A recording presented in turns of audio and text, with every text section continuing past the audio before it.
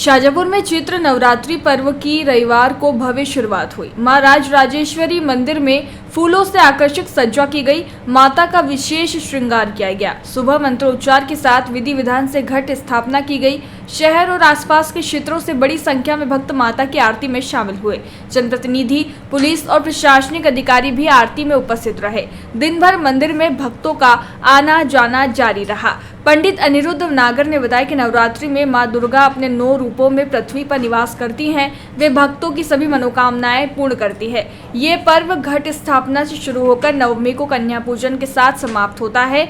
9 दिनों तक गाय को चारा खिलाने और पूजा का विशेष महत्व है। पंडित आशीष नागर के अनुसार इस बार का नवरात्रि विशेष है। मां हाथी पर सवार होकर आ रही हैं।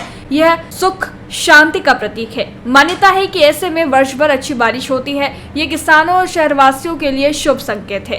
गायत्री शक्तिपीठ में नवरात्रि पर हवन किया गया। रूपा माता मंदिर, बिजवासन माता मंदिर और चामुंडा माता मंदिर में भी भक्तों की भीड़ उमड़ी।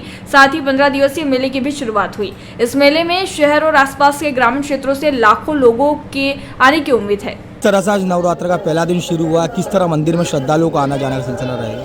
आज मां राजराजेश्वरी मंदिर परिसर में नवरात्रि और 9 वर्ष की शुरुआत प्रातः 9:30 बजे घट स्थापना के साथ की जा रही है।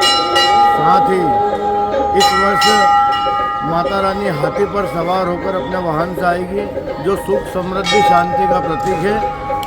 ऐसा माना गया है कि जिस समय मातेश्वरी हाथी पर सवार होकर आती है तो बारिश वर्ष भर अच्छी होती है, जो कि शहरवासियों, गांव वालों के लिए, देशवासियों के लिए एक अच्छा संकेत है।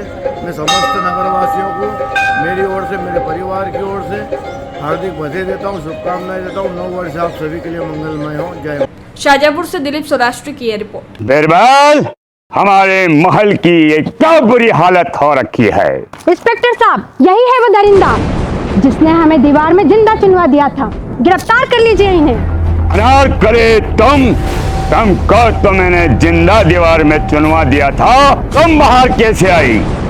जहापना, मैंने तो आपसे पहले ही कहा था कि अनारकली को बाप जी एएससी ब्लॉक से अपनी दीवार में चुनवाते हैं, लेकिन आपने मेरी एक नहीं सुनी। अब भुगतो। बाप जी एएससी सीमेंट ब्लॉक्स, इसमें ना सीमेंट और रेत की जरूरत होती है, ना ही तराई करने की झंझट।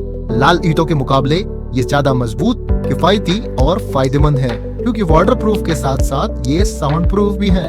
काश मैंने अनारकली को बापजी ब्लॉक से बनी हुई दीवार में चुनवाया होता तो मुझे ये दिन नहीं देखना पड़ता। आप जहांपना जैसी मूर्खता न करें। अपने घर, भवन या मकान को बाप जी एएससी ब्लॉक से ही बनवाएं। बाप जी एएससी ब्लॉक्स, स्टील से मजबूती।